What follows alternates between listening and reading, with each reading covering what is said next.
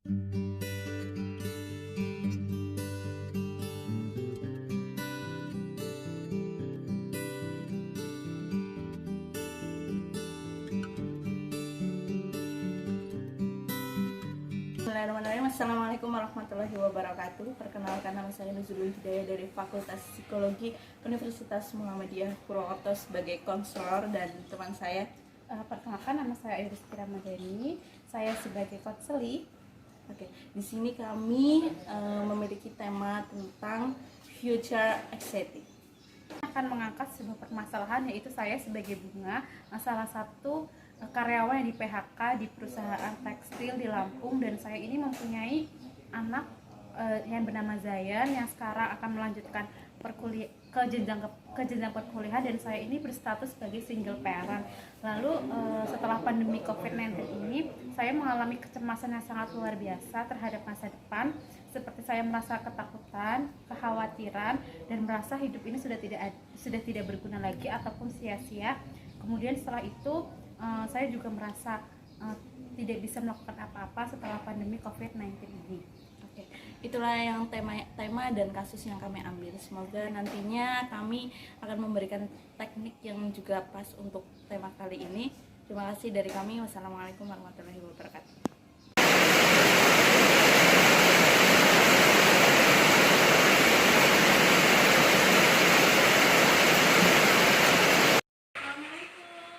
Waalaikumsalam. Sebentar. Mbak Bunga, selamat pagi Mbak Bunga. Mau silakan, terserah Mbak Bunga mau duduk di mana yang senyamannya Mbak Bunga aja. Di sini ya. Iya. Dari rumah aja tadi. Oh, dari rumah. Naik apa dari sini? Tadi naik motor udah saya parkirkan di depan. Oh iya, di depan memang ada parkiran. Loh Mbak Bunga, tadi naik motor hujan dong, di luar kan hujan. Iya, ini tadi agak basah sedikit. Oh ya Allah, kasihan sekali Mbak Bunga. Mbak Bunga mau minum dulu atau tidak? Boleh. Ya insya Allah ada. Mbak Bunga mau minum apa ya? Kayaknya kalau cuaca kayak gini kan enakan minum yang hangat-hangat ya. Tapi kalau ini tuh lagi agak panas gimana itu, jadi saya mau teh dinginnya aja. Ada nggak? Oh insya Allah ada. Nanti saya ambilkan dulu ya Mbak Bunga. Makasih. Silakan Mbak Bunga, ini minumnya. Oh ya, makasih. Iya. Saya minum ya. Iya, silakan Mbak Bunga, diminum saja, tidak masalah.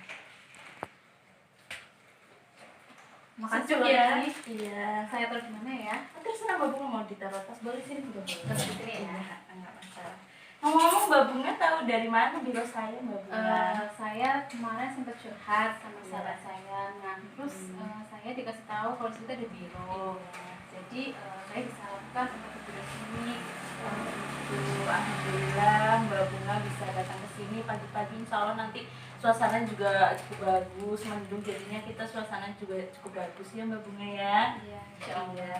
Alhamdulillah, insya Allah nanti apapun yang diceritakan oleh Mbak Bunga kepada saya, kepada biro kami, insya Allah ini bersifat rahasia Mbak Bunga. Jadi insya Allah kalau Mbak Bunga apapun yang ingin diungkapkan, silahkan Mbak Bunga ungkapkan saja gitu. Mbak Bunga ada yang ingin diceritakan kepada saya? Mana ya?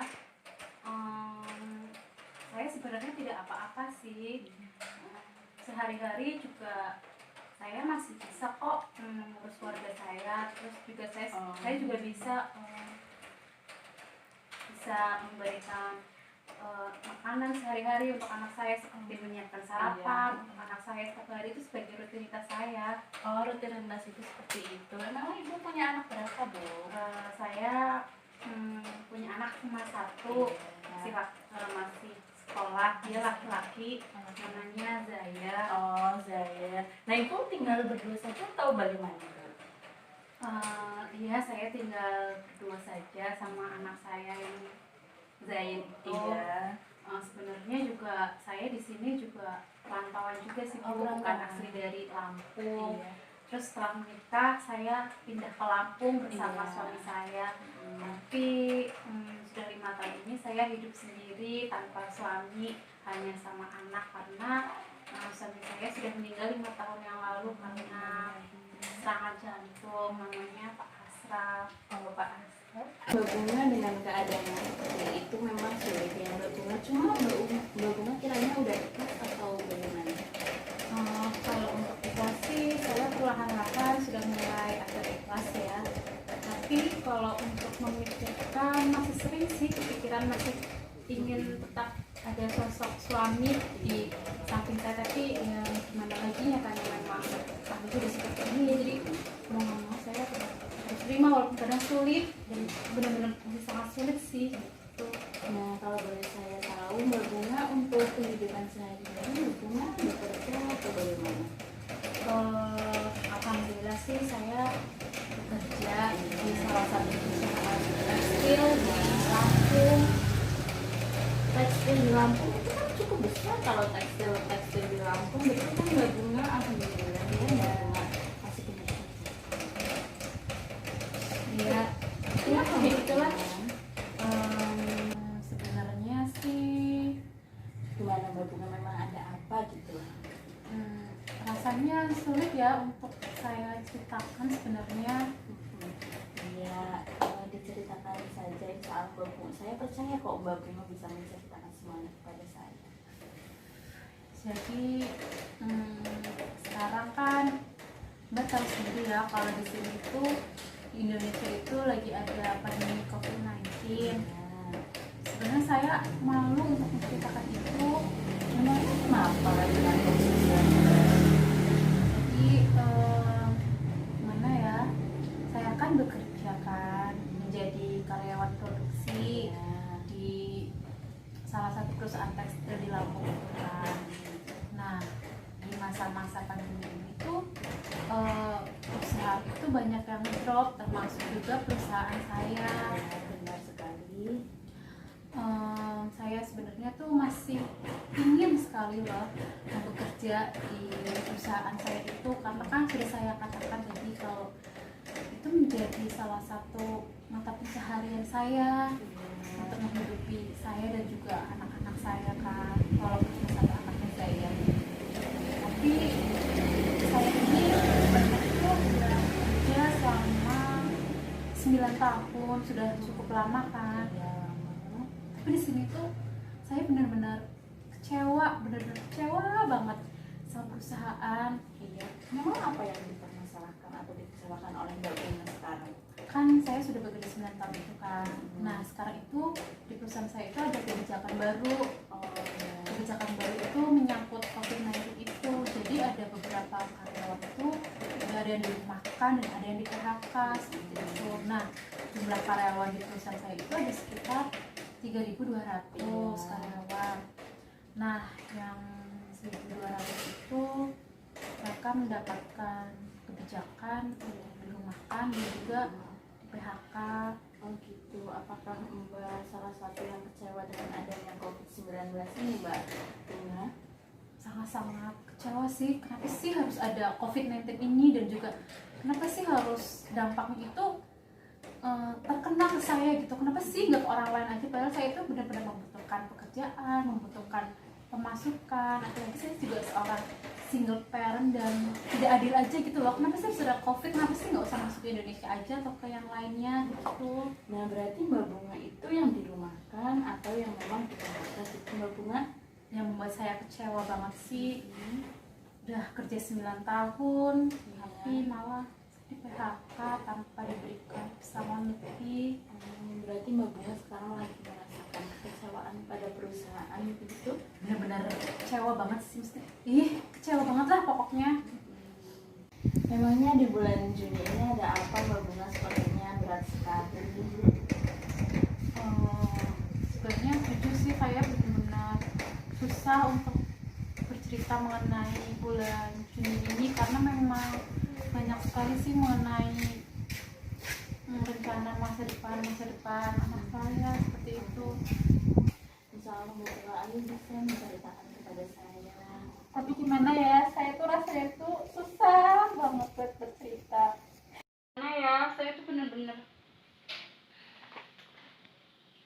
khawatir, terus juga susah untuk saya menceritakan gitu loh. Kayak bener-bener merasa ini hal terpuruk, dan juga saya apa ya, karena ini memang bener-bener rencana masa depan, dan saya tuh jadinya deket jantung saya tuh bener-bener kerasa banget loh, jadi khawatir, takut, gemeter kayak gitu. Saya jadi takut untuk bercerita, dan juga bener-bener takut rasanya untuk bercerita. Tidak usah khawatir Mbak Bunga, insya Allah Mbak Bunga kan datang sini memang untuk menyelesaikan masalah. Silakan untuk Mbak Bunga bisa, insya Allah Mbak Bunga bisa untuk cerita kepada saya. Emangnya gimana Mbak Bunga? Tapi saya masih takut untuk bercerita, bener-bener saya takut. Tidak usah takut Mbak Bunga, insya Allah harus percaya sama saya, sama biro saya. Memang ada apa di bulan Juni sepertinya berat sekali untuk Mbak Bunga ini. Takut saya untuk bercerita. Oke Mbak Bunga, sebenarnya cukup berat mungkin ya memang permasalahannya Mbak Bunga. Sekarang saya di sesi ini ada teknik dari saya. Silakan untuk Mbak Bunga duduk yang senyamannya Mbak Bunga terlebih dahulu. Coba duduk senyamannya Mbak Bunga. Silakan untuk ditegakkan dulu badannya, silakan. Iya, boleh tutup mata dulu. Oke, tarik nafas. Iya, buang Mbak Bunga. Tarik nafas senyamannya Mbak Bunga, terus tarik nafas. Iya, dikeluarkan pelan-pelan Mbak Bunga. Oke, tarik nafas lagi. Silakan. Oke, untuk dikeluarkan lagi Mbak Bunga. Sudah cukup nyaman atau gimana Mbak Bunga? Nah, Mbak Bunga sudah rileks gitu. Alhamdulillah sudah ya, sudah mendingan, udah nggak deg-degan dan nggak kayak tadi lah, pasti udah mendingan. Insya Allah nanti Mbak Bunga bisa dipraktekkan di rumah juga kalau memang ada sesuatu yang perlu untuk direlaksasi di rumah. Iya, makasih. Iya, Mbak Bunga memang apa nih? Sudah siap belum menceritakan kepada saya tentang permasalahan atau unek-unek yang di dalam hatinya Mbak Bunga?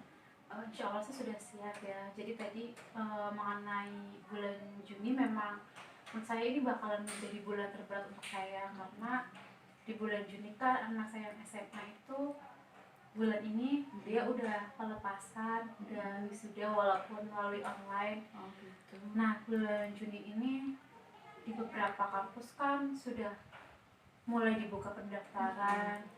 Lah, anak saya ini memang benar-benar pengen lanjut kuliah kayak gitu, dan juga saya juga kepengen anak saya itu lebih dari saya seperti itu. Nah, mengapa ini menjadi hal yang sangat sulit bagi saya? Karena saya merasa saya sudah bukan menjadi ibu yang baik, dan juga bukan menjadi ibu yang bisa memenuhi seluruh masa depan. Saya benar-benar takut, benar-benar takut banget anak saya itu nanti putus pendidikannya. Saya benar-benar nggak mau, sedangkan juga tabungan saya kan juga sudah ambil kemarin untuk mencukupi 2 bulan ini. Yaitu, jadi bulan Juni memang benar-benar bulan terberat bagi saya, karena anak saya memang mau melanjutkan kuliah seperti itu. Oh, seperti itu. Berarti memang anaknya Mbak Bunga ini sudah ada rencana untuk masa depannya, bukan Mbak Bunga? Iya sih, jadi sebelum pandemi ini berasa mimpi yang sangat indah begitu loh, karena saya optimis bisa menyekolahkan dia sampai setinggi mungkin lah. Karena memang hidup saya udah tinggal siapa sih, paling tinggal anak, jadi saya harus bisa membahagiakan dia. Tapi tiba-tiba ada COVID, tabungan saya terkuras, saya juga bingung anak saya nanti mau dilanjutin kemana, sedangkan biaya kuliah kan memang tidak sedikit ya. Terus juga saya nggak punya siapa-siapa, dan yang lebih parah juga saya ngerasa bener-bener saya tuh nggak berguna sama sekali buat anak saya, dan saya benar-benar bukan ibu yang berguna lah buat anak saya. Tidak harus begitu. Memang keadaannya di rumah kan baik-baik saja kan dengan Zain ya Mbak namanya. Saya selalu berusaha baik-baik saja sih, walaupun ya saya sekarang sudah sangat mengurangi Apa Mbak? sudah sangat mengurangi interaksi dengan anak saya Zain. Oh seperti itu. Kenapa kok bisa mengurangi interaksi? Bukankah serumahan yang berdua itu selalu bersama-sama biasanya lebih intensif gitu? Sebelum dipecat ini sih saya selalu berusaha ya dekat dengan anak saya, interaksi, bercerita banyak hal. Tapi setelah saya di PHK, saya juga merasa semangat saya tuh turun. saya tidak berguna, saya bukan ibu yang baik, ibu yang jahat, tidak bisa menjamin masa depan anak saya. Jadinya saya lebih sering untuk mengurung diri saja sih di kamar, karena saya juga takut setiap lihat anak saya. Jadi saya terbayang-bayang selalu takut anak saya masa depannya suram setelah saya di PHK. Dan tidak boleh seperti itu Mbak Bunga. Memang Zain gimana sekarang di rumah dengan kalau Mbak Bunga diem-diem terus seperti ini pada Zain? Iya sih, sebenarnya pernah tanya sih kok kenapa saya beda kayak gitu, terus lebih sering di kamar, dan dia juga sudah mulai menanyakan kok saya sudah di rumah, saya sudah tidak pernah berangkat, kenapa saya kok di rumah terus kayak gitu. Dan saya benar-benar takut sih untuk menceritakan hal yang benar-benar terjadi di hidup saya saat ini. Saya tidak mau membebankan pikiran anak saya, takut mereka khawatir juga. Berarti selama Mbak di PHK ini Mbak Bunga selalu di kamar gitu? Atau ada interaksi mungkin? Interaksi sih paling saat makan, itu pun nggak sampai selesai. Sebenarnya kan saya makan bareng, selalu makan bareng sama anak saya, tapi sekarang lebih sering ke menyiapkan. Iya. Makan, saya berusaha untuk buru-buru makan, terus saya masuk kamar, atau enggak ya saya bawa makanan ke dalam rumah. Dan itu sebenarnya saya sih tahu sih, maksudnya anak saya pasti tahu kenapa saya seperti ini, tapi ya gimana lagi, saya nggak bisa untuk lama-lama lihat anak saya, karena semakin rasa bersalah itu tetap ada di dalam hidup saya gitu. Nah, Zain ini merasa aneh atau tidak dengan Mbak Bunga seperti ini? Pernah menanyakan kah atau tidak? Pernah sih, tapi saya nggak pernah ngasih tahu tentang hal yang terjadi saat ini pada dia. Kayak kita, takut dia kepikiran, tapi dia juga nggak jadi melanjutkan ke jenjang yang lebih tinggi seperti itu. Jadi saya lebih memilih untuk diam aja. Gitu. Tapi selama ini Zain kan ini sudah wisuda SMA-nya. Terus Zain ini pernah berbicara tentang kuliahnya ke Mbak selama di rumah ini kayak gitu Mbak? Pernah sih, dia sempat cerita saya mau masuk ke univ mana ya Bu.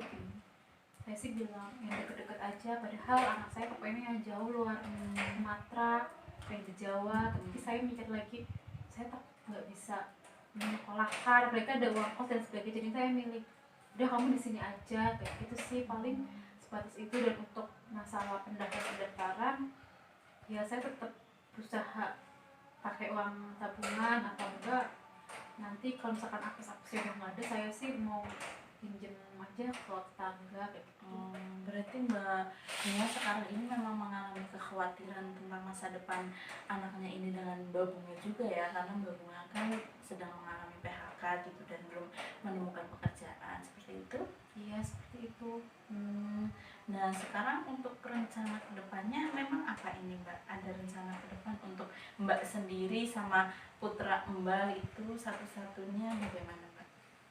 Kalau untuk rencana ke depan setelah di PHK dan pandemi ini, jujur saya masih belum ada pikiran apapun untuk mau ngapain saya setelah ini, karena benar-benar hidup saya ini setiap hari benar-benar merasa salah, terus tidak berguna, semangat saya juga benar-benar hilang. Walaupun sebenarnya anak saya itu penyemangat saya, tapi walaupun anak saya jadi penyemangat saya, tapi kalau saya nggak kerja buat apa? Jadi benar-benar semangat saya itu benar-benar hilang. Gitu. Nah tapi kalau Mbak memang tidak berbicara sama Zain di rumah, itu bukannya nanti ada masalah baru lagi? Mbak pernah nggak berpikiran seperti itu? Pernah sih, tapi saya selalu takut kalau untuk menceritakan ke Zain. Saya takut melukai hati dia. Gitu. Kalau saya boleh menyarankan ke Mbak, mendingan Zain kan sudah dewasa, sudah lulus SMA, insya Allah dia sudah berpikirannya lebih baik. Mungkin Mbak bicarakan dengan Zain keadaan dari Mbak Bunga tersendiri. Tapi ngomong-ngomong Zain belum tahu ya kalau Mbak Bunga ini kena PHK? Belum sih, mungkin dia baru tahunya saya dirumahkan aja, padahal kan dirumahkan itu masih terdapat gaji kan. Tapi saya ini di PHK yang benar-benar tidak mendapatkan gaji, dan juga nggak nyangka juga sih perusahaan juga nggak memberikan saya uang pesangon atau apapun, itu juga nggak diberikan gitu. Dan saya tuh keselnya di situ sih. Gitu. Kalau saya boleh saran, mungkin Mbak ngomong saja kepada Zain, mungkin nanti Zain bisa ngerti. Zain kan kepengen yang di luar Sumatera ya Mbak. Nah, mungkin nanti bisa kombinasi sama Zain untuk bisa memutuskan hal yang baik antara Zain dan Mbak Bunga, untuk bisa di mana sih Zain mau kuliahnya kayak gitu. Mungkin Zain nanti bisa mengerti takutnya nih Mbak, kalau Mbak sering di rumah terus menerus tapi Mbak tidak berinteraksi dengan anak Mbak malah di kamar. Mendingan Mbak berinteraksi, karena takutnya Zain nanti malah berpikir yang tidak tentang Mbak. Takutnya bukan hanya Mbak yang khawatir tentang diri Mbak dan Zain, tapi nanti Zain juga mengkhawatirkan Mbak, malah Zain nggak fokus sama masa depannya, Mbak. Berarti saya harus tetap berusaha memberitahu keadaan dan masalah yang sedang terjadi dalam hidup saya seperti itu. Iya, menurut saya sih seperti itu. Nanti mungkin di rumah dicoba dulu dengan Zain, Mbak. Gitu. Ya, nanti akan saya coba secepatnya. Di saat saya sudah siap, nanti saya akan cerita tentang masalah saya yang sedang terjadi. Siapa tahu juga nantinya Zain bisa mengerti dan juga nggak menghalangi masa depan dia. Saya juga sejujurnya saya tetap kepengen membahagiakan anak saya gitu, jangan sampai dia nggak bahagia, apalagi kan dia hidup cuma tinggal saya. Iya. Memang jadi single parent kan memang berat ya Mbak, cuma kita memang harus kuat kalau memang kita menjadi single parent gitu. Harus mengusahakan untuk diri sendiri, untuk menjadi kuat untuk anaknya, untuk masa depannya gitu. Nah, sekarang nih Mbak, di COVID-19 ini kan banyak banget permasalahannya, bukan hanya Mbak saja, tapi memang banyak yang merasa dirugikan. Tapi kembali lagi ke pikiran kita sama tindakan kita. Ngomong-ngomong Mbak, sudah ada rencana atau belum nih buat kedepannya kayak gitu? Sementara kan saya mau kuliah kayak gitu. Kalau memang ada tabungan, alhamdulillah. Tapi kalau memang tidak, kan kita harus mengusahakan. Bagaimana? Untuk rencana kedepannya, untuk mungkin saya bisa mendaftarkan Zain ke kampus untuk ekonomi gitu ya. Masih bingung sih saya mau apa setelah ini, juga saya masih terpuruk juga sih, masih bingung. 29 tahun saya kira-kira mau kerja apa ya gitu. Kan ini COVID masih belum bisa direncanakan ya Mbak, banyak sekali di PHK, bukan hanya Mbak yang di PHK, tapi banyak sekali yang di PHK. Kita mau melamar di perusahaan juga sepertinya tidak mungkin ya Mbak, gitu.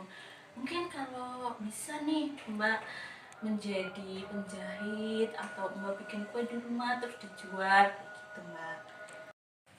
Saya sih kalau untuk menjahit saya nggak bisa, soalnya saya emang nggak bisa menjahit sih, tapi tadi itu kan bahkan menyarankan untuk membuat kue. Iya. Nah, kebetulan juga saya dulu jadi ingat SMK-nya dulu tuh saya jurusan tata boga, mungkin itu juga bisa menjadi alternatif kali ya. Saya sempat nggak kepikiran tadi karena memang saya lagi nggak karu-karuan, tapi setelah konseling ini jadi saya agak terbuka dan itu juga memancing untuk saya membuka usaha. Tapi jadi masalah tabungan saya sudah semakin menipis, dan untuk membuat kue itu kan juga membutuhkan modal. Ya, saya sangat bersyukur sekali ketika memang SMA-nya Mbak Bunga ini tata boga. Jadinya mungkin nanti bisa nih untuk usaha barunya Mbak Bunga. Nah, untuk mengenai uang, insya Allah Mbak, banyak sekali jalan. Mungkin Mbak pinjam terlebih dahulu nggak masalah. Insya Allah nanti kalau memang untung dan usahanya bagus, mungkin bisa dilanjutkan dan bisa mengembalikannya malah lebih bagus lagi, berkembang lagi. Mungkin dengan COVID-19 ini Mbak, saya banyak sekali pemberitaan yang namanya bantuan dari pemerintah tuh banyak banget. Mungkin Mbak minta ke Balai Desa untuk diajukan untuk diikutkan serta dalam sumbangan dari pemerintah, itu banyak sekali Mbak Bunga. Walaupun karena terkesannya dikasih semua itu bisa tidak mampu banget ya Mbak, tapi memang keadaan kayak gini juga nggak bisa, saya nggak bisa membohongi diri sih kalau saya memang benar-benar membutuhkan uang tambahan untuk saya bisa membuka usaha. Mungkin nantinya saya akan mencoba mencari bantuan lah, untung nanti buat usaha saya kayak gitu. Ya wajar saja, memang bantuan kan kita inginnya tangan di atas ya Mbak. Cuma kan memang COVID-19 ini ya Allah Mbak, memang bukan hanya Mbak saja, cuma ya itulah Mbak, kita bisa tahu tahu bahwa ya banyak sekali yang dirugikan. Nah pemerintah memang banyak mbak, bukan hanya yang kaya atau yang miskin-miskin saja, itu tidak, banyak sekali yang diajukan oleh pemerintah yang kehilangan pekerjaan, pasti kan mereka tidak punya pemasukan, jadi mereka diusahakan oleh setiap desanya untuk bisa mengambil sumbangan kayak gitu. Silakan mbak Bunga bisa langsung saja mendaftarkan ke balai desa gitu. Iya, saya sih tetap kepengen, mumpung saya masih muda ya, saya tetap kepengen buka usaha karena masa depan anak saya juga masih panjang dan saya juga perlu membahagiakan dia. Jadi insya Allah saya akan tetap berusaha, wira swasta, buka warung kayak atau bikin apa ya, kue-kue dan lain sebagainya kayak gitu. Alhamdulillah mbak sekarang saya lihat bisa berpikiran sangat terbuka, banyak ide-ide luar biasa dari mbak untuk hari ini, sangat luar biasa. Ya terima kasih. Ini juga karena saya sudah agak lega ya, main-main saya benar-benar bingung harus ngapain, dan juga hidup saya udah sehancur karena ya kehilangan ekonomi bagaimana sih benar-benar menjadi hal yang sangat membuat saya tertekan dan terpuruk. Iya. Tadi Kenapa? Berjualan kue kan saya pikiran sekarang pandemi, terus juga sekarang kan lagi bulan Ramadan ya, jadi mungkin saya akan mencoba jualan kue, terus juga saya akan juga punya banyak kenalan di pabrik dan juga punya koneksi di dalam itu juga. Saya nanti meminta mereka untuk ikut sebarkan mengenai dagangan saya, siapa tahu nanti bisa laku, terus jadi bisa berjalan terus. Saya bingung kira-kira setelah berjualan kue saya mau buat apa ya kayak gitu. Gitu, apa ya mbak Bunga? Gini aja mbak Bunga, sekarang mau lebaran dan mbak Bunga bisa nih jadi reseller, karena kan orang-orang tidak boleh keluar rumah, harus di rumah aja. Mungkin mbak Bunga bisa reseller baju, celana, atau keperluan-keperluan rumah tangga saat lebaran atau di luar lebaran, kan mereka membutuhkan banyak hal. Mungkin mbak Bunga bisa jadi reseller kan nggak memerlukan biaya yang cukup besar kan mbak. Oh iya, jadi reseller bisa menjadi salah satu jalan ya. Jadi selain saya mengeluarkan uang untuk modal adonan kue dan lain sebagainya, saya juga bisa jadi reseller makan atau pakan atau kebutuhan sehari-hari yang tentu tidak membutuhkan modal awal langsung uang kayak gitu ya. Benar sekali mbak. Ya nanti akan saya coba berpikir lagi kira-kira saya akan memulai dari mana dan kapan saya mau usaha apa kayak gitu untuk kedepannya supaya kita bisa menunjang perekonomian ini. Aduh alhamdulillah, saya sudah bersyukur sekali mbak Bunga, pemikirannya sudah jauh lebih bagus daripada awal mbak kesini ya. Ada yang diceritakan lagi nggak nih kira-kira sama mbak Bunga? Saya rasa sih sudah cukup saya sampaikan tadi, masalah yang saat ini saya memang lagi tertekan, terpuruk, masalah perekonomian saya, masalah masa depan anak saya. Terus juga tadi saya juga sempat kepikiran kalau di kampus juga pasti kampus-kampus juga akan membuka beasiswa. Saya coba ingin mendorong dan memberikan semangat untuk anak saya supaya bisa mendaftar ke beasiswa. Terus juga saya jadi punya jawaban juga setelah ini saya mau ngapain, nggak cuma nganggur 2 bulan ini saya sudah sia-sia nggak mendapatkan apa-apa, tapi saya bisa bangkit. Saya akan mencoba perlahan untuk bangkit dan juga melanjutkan hidup dan juga membuka perekonomian usaha gitu. Alhamdulillah sekali ya mbak. Jadi mbak awalnya memang merasa khawatir akan masa depan anaknya mbak, karena mbak mengalami kecemasan yang menurut saya luar biasa sekali ya. Alhamdulillah banget ya mbak Bunga sudah jauh lebih terbuka pikirannya. Insya Allah mbak Bunga pun nanti bisa melanjutkan kehidupannya mbak Bunga.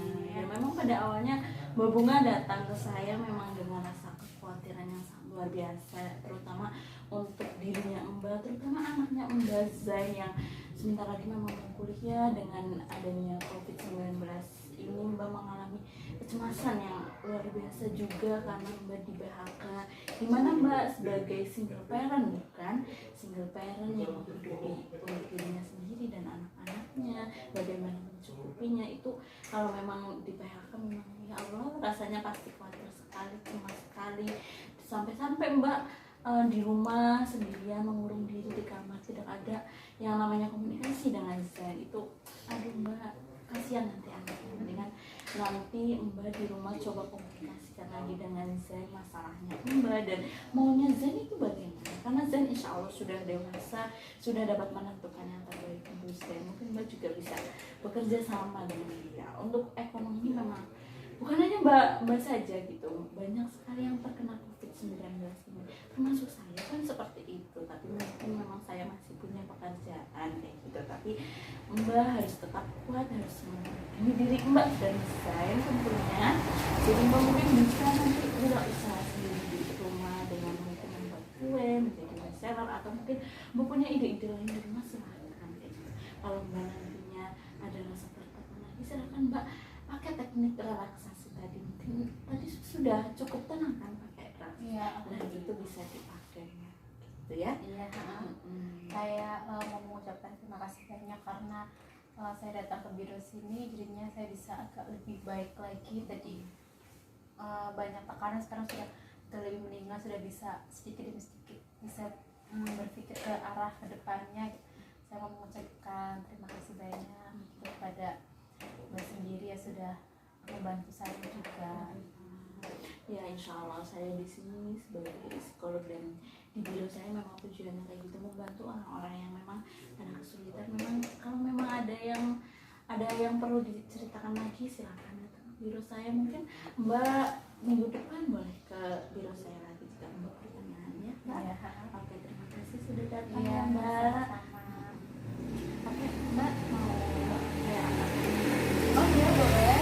Jadi ngerepotin ya. Ini mbak silakan ya nanti. Oh iya. Makasih ya.